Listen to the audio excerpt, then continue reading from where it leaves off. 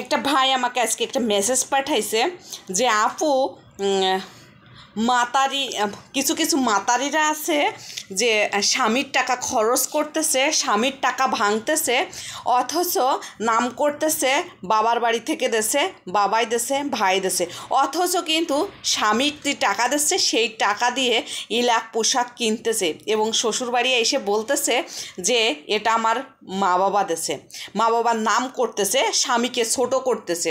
তাহলে স্বামীর টাকা দিয়ে দিয়ে কিনতেছে, মা বাবার নাম করতেছে, তাহলে স্বামী কি হয়ে গেল?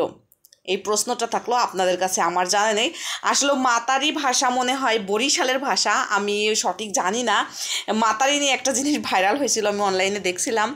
তো আমি একটা কথা বলবো যে যেসব আপুদের বিয়ে হচ্ছে নতুন, বা আপনাদের আর শাশুড়িদের ধারণা এক হবে না, কারণ আমরা এখন আধুনিক যুগে, ডিজিটাল যুগে বাস করতেছি। শাশুড়ারা একটু ক্যাটমিটে হবে, শাশুড়িরা একটু চাপাচুপো হবে, এত পোশাক আদি পছন্দ করবে না, এত খাবার দাবার পছন্দ করবে না, কিন্তু গায়ের চামড়া গন্ডারের মতন মোটা করে স্বামীর সংসারে থাকতে হবে, স্বামীকে ভালোবাসতে হবে, শ্বশুর শাশুড়িকে সেবা যত্ন করতে হবে, অথচ স্বামী যেটা ইনকাম করে আনতেছে সেটা আল্লাহর কাছে হাজার হাজার শুকরিয়া আদায় করতে হবে।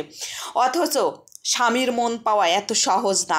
আপনার স্বামী বিদেশে গেছে, বাংলাদেশে গেছে, এই যে যে কি গরম চলতেছে আমাদের বাংলাদেশে, শুধুমাত্র স্বামীরা বাসায় আছে, আমরা তো ঠিকই বাসার ভিতরে থেকে আরাম আয়েসে খাচ্ছি দাচ্ছি, আর একটু গরম লাগলে হা করতেছি, কি গরম।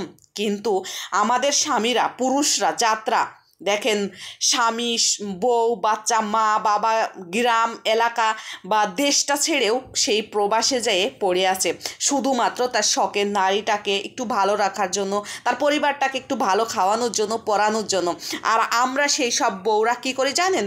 এর কথা ওর কাছে শাশুড়ি এক কথা বললো, শ্বশুর এক কথা বললো, ননদ এক কথা বললো, খুঁচা মেরে স্বামী গায়ের রক্ত পানি করে কাজ করতেছে, আর আমরা সমানায় অসমানায় আমরা ফোন করে বলতেছি তোমার মা এটা বলতেছে, তোমার বোন এটা বলতেছে, তোমার ভাই এটা বলতেছে। আরে বোন, একটু সহ্য করো না।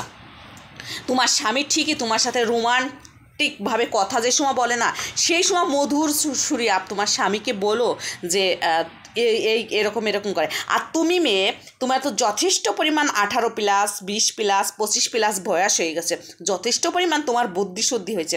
তোমার সাথে যদি তোমার শাশুড়িকে তুলনা করো সেটা তো হবে না, কারণ বুঝতে হবে তারা মুরব্বী, আমাদের একটা দিন তারা পার করে আইছে, কারণ তাদের যুগটা ছিল, তাদের সময়টা ছিল আলাদা, আর আমাদের সময়টা কিন্তু কিছু পেতে হলে কিছু না